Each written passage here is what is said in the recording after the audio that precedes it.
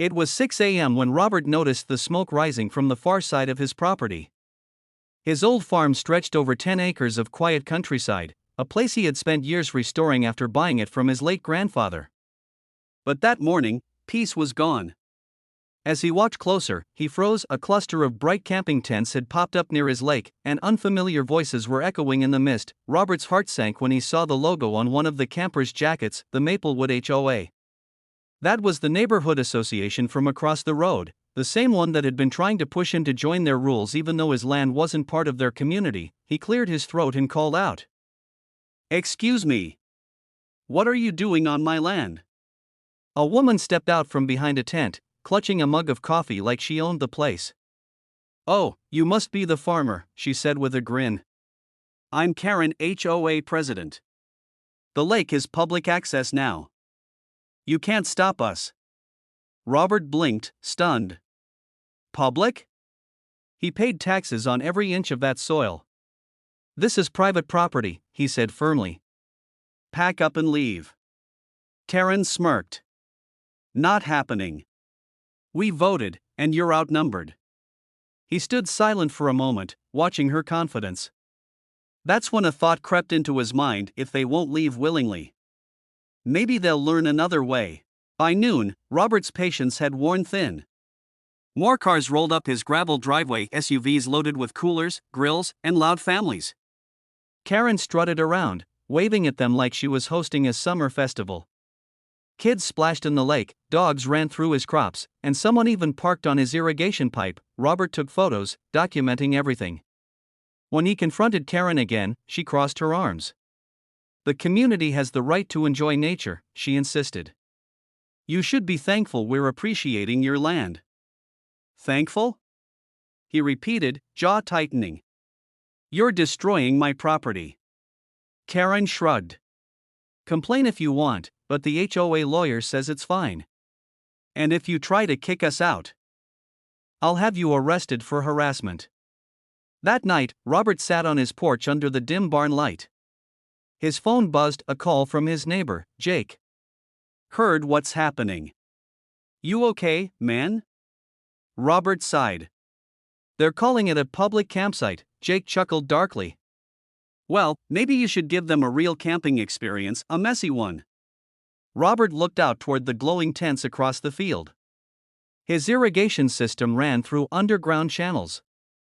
A plan was forming, something that would make Karen regret ever stepping foot on his land. Morning came, bright and cheerful, the perfect contrast to Robert's growing frustration. He spent the early hours quietly preparing.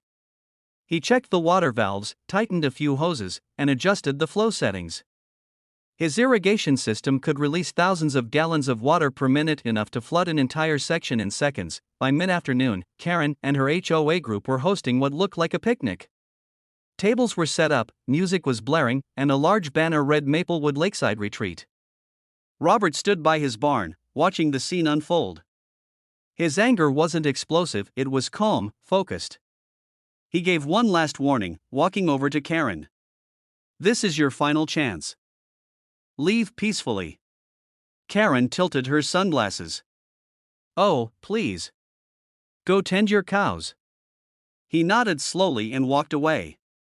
When the sun dipped low, he turned the valve lever. A faint rumble rolled through the pipes.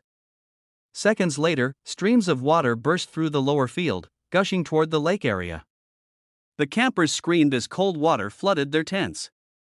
Blankets, coolers, and lawn chairs floated by like little boats. From his porch, Robert watched in silence, sipping coffee. He didn't smile, but the justice felt right. Karen's shriek could probably be heard 2 counties away. "This is destruction of property. You can't do this," she yelled, wading through knee-deep water as her designer sneakers soaked completely. Robert simply raised an eyebrow. "I warned you. Nature can be unpredictable. Heavy irrigation day. You did this on purpose."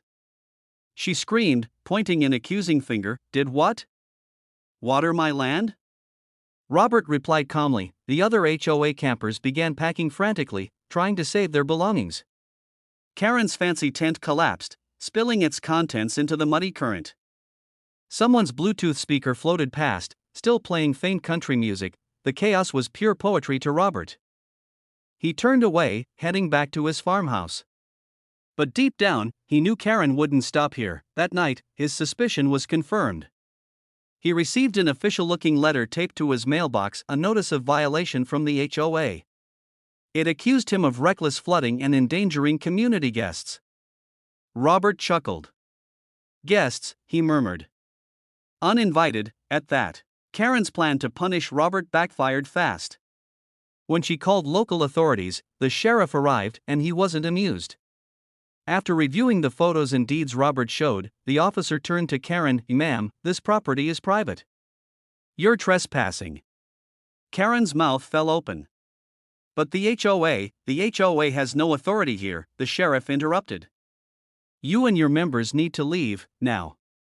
Defeated, Karen stomped toward her car, dripping wet, muttering about lawsuits. But Robert wasn't done. He decided to make sure this never happened again. The next week, he installed a tall, reinforced fence with security cameras and motion sensors. He also posted bright red signs, private property trespassers will be reported. Karen tried once more to challenge it, calling the county office, but the official response crushed her hope. The farm is independently zoned. The HOA has no jurisdiction. Karen's humiliation didn't stay private for long. One of the HOA members had recorded her meltdown during the flood and uploaded it to social media. Within days, the clip titled "HOA Lady Gets Drenched After Trespassing on Farmer's Land" went viral. The comments were brutal. Play stupid games, win wet prizes, one said. Another joked, she wanted a lake view, she got one. Robert's phone buzzed nonstop with messages from neighbors and strangers alike, cheering him on. For once, the internet was on his side. Meanwhile, Karen went silent. She stopped attending HOA meetings for weeks. But Robert knew her silence meant something else. She was plotting. One afternoon, a moving truck appeared in front of her house. She was leaving the neighborhood. Word spread quickly. Karen had resigned from her position as HOA president. Robert stood by his fence, watching the truck pull away. Justice, at last, felt complete. Months passed, and the land returned to peace. The fields thrived again, the lake sparkled, and Robert often sat by his porch with a quiet smile. No more loud campers, no more HOA threats, just silence and fresh air. Every now and then, locals would stop by and joke, "Got any open campsites, Robert?" He'd grin and reply, "Only for those who respect fences." The story of the flooded campsite became a local legend, a tale of how one farmer stood his ground against arrogance and entitlement. Robert never bragged, never gloated. But whenever the irrigation system hissed to life, he'd chuckle softly, remembering that day, and that was the final twist in this unbelievable HOA story. If you love the drama, don't forget to like, subscribe, and drop a comment sharing your thoughts. It really helps this channel grow.